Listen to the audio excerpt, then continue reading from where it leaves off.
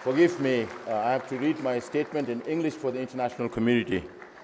On this date, 66 years ago, in Tibet's capital, Lhasa, Tibetans from all three provinces unitedly rose up against the illegal occupation of Tibet and China's brutal, inhuman policies and practices in Tibet. Under the violent suppression of Chinese forces, over 1 million Tibetans lost their precious lives and compelled the legitimate Tibetan government, led by His Holiness the Great 14th Dalai Lama, followed by approximately 80,000 Tibetans, into exile. This marks the darkest and most crucial or critical period in the history of Tibet.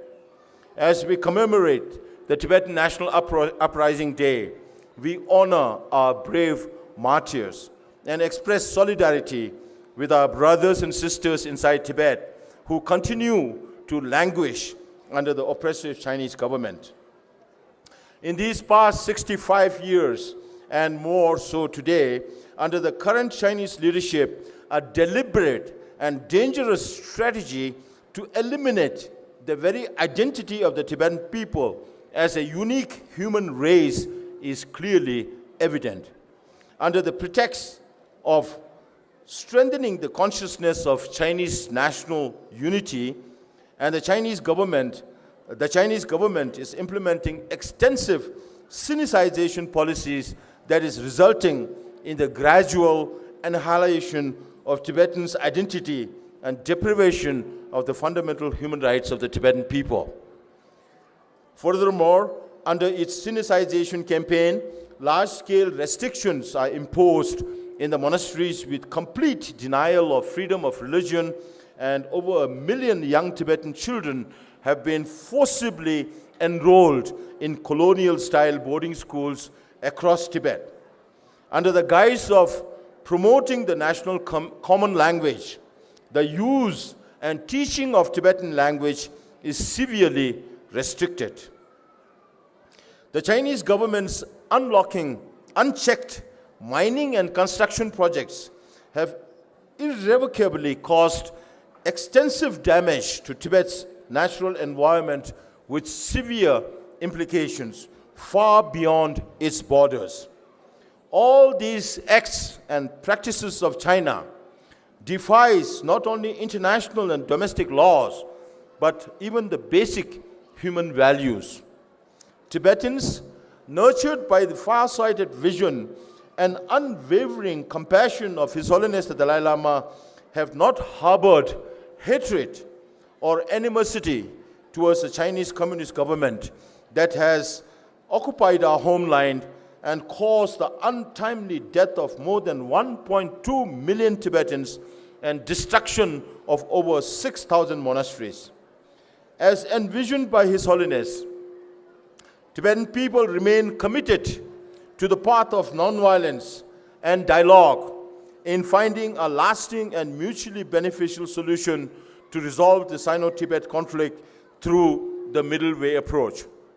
It also reaffirms our confidence that the Tibetan people, the rightful custodians of the Tibetan plateau since its formation, embody unique religious and cultural traditions that cannot be erased, an indomitable spirit that cannot be broken, and an unparalleled leadership of His Holiness Dalai Lama that cannot be replaced.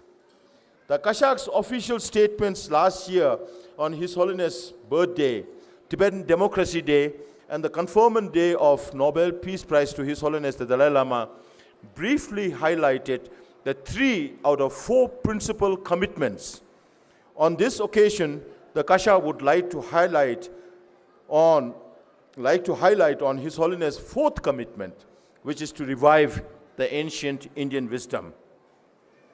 After His Holiness the Dalai Lama devolved his political powers to the elected leaders, His Holiness began to focus more on his 4th commitment, which includes revival of the ancient Indian wisdom. The revival of ancient Indian wisdom is not on simply reviving a particular religion or religious tradition. Rather, His Holiness considers the importance of balancing external material progress with inner spiritual growth based on ancient wisdom.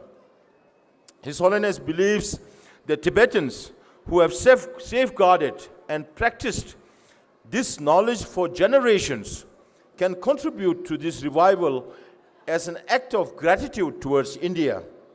Tibetan language has preserved extensive collections of ancient Indian knowledge, both in quantity and quality that is unmatched in any other language.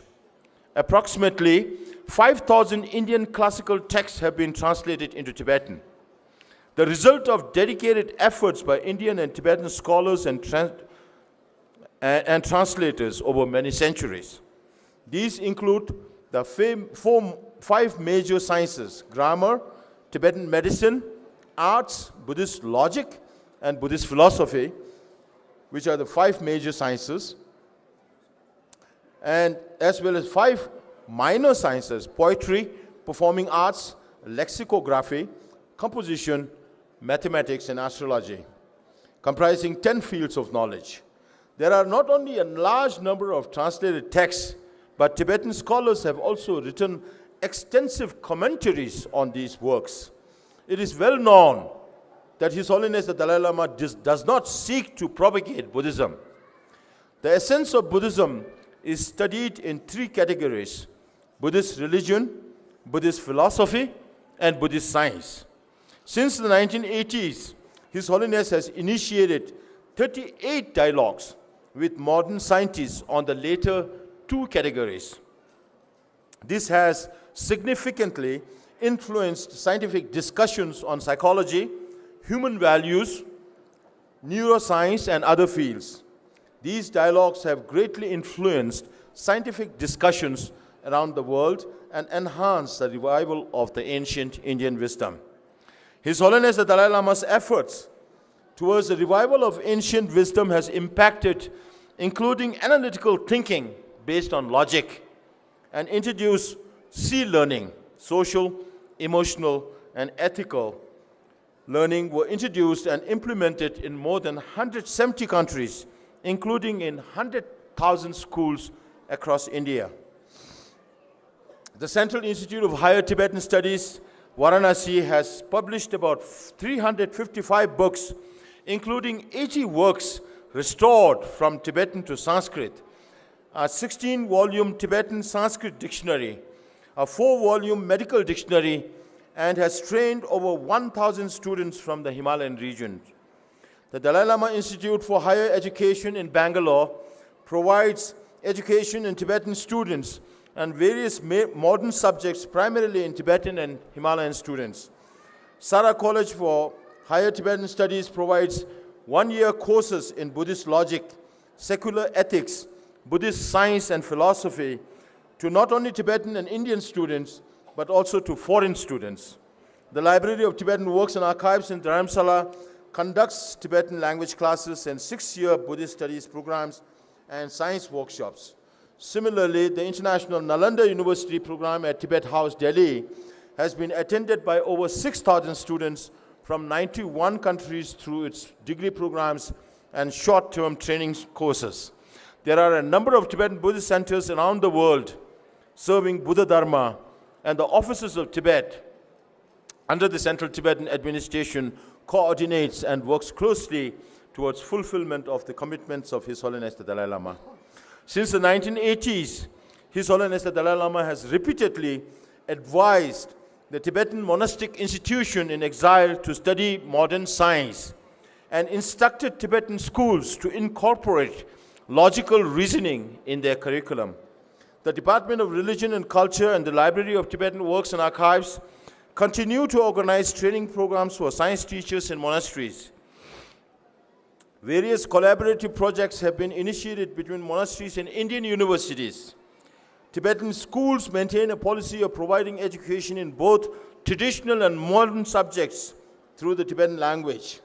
The results of training thousands of monks, nuns, and students from the Himalayan region in Tibetan monasteries and schools in exile are now visible from India's border regions to prestigious international platforms.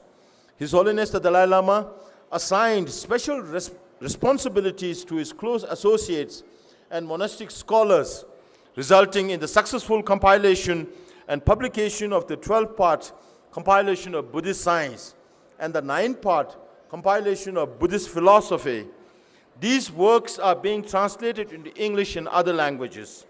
For reviving ancient Indo-Tibetan philosophical and Buddhist traditions, the Dalai Lama Institute for Indian and Ancient Wisdom is being established at the sacred site of Bodh Gaya, open to interested people worldwide. These are just some examples of the efforts to revive ancient Indian culture.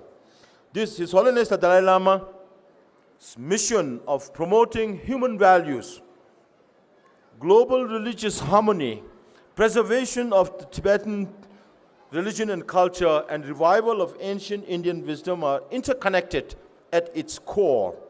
These commitments transcend the boundaries of specific national and ethnic interests, striving to create a compassionate society and peaceful world for all humanity.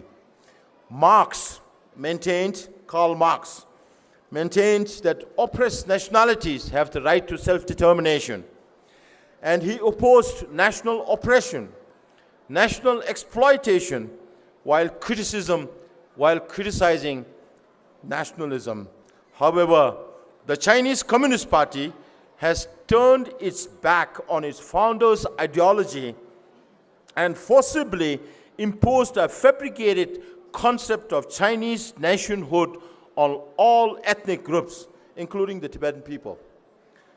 Tibetans are politically treated as lower-class citizens, requiring constant surveillance in all their activities, day and night. Tibetan children are forced to learn Tibetan language, Chinese language, and communist ideology. And Tibetan Buddhism is being sinicized. These policies contradict Marxist principles and violate international laws, while the communist regime continues to inflict irreparable damage to the historical friendship between Tibetan and Chinese peoples. According to Western calendar, His Holiness the Dalai Lama turns 90 this year. As announced earlier by the Central Tibetan Administration, the year will be celebrated as the Year of Compassion internationally. The essence of this celebration is to learn, to practice, and to promote the 4 commitments of His Holiness the Dalai Lama.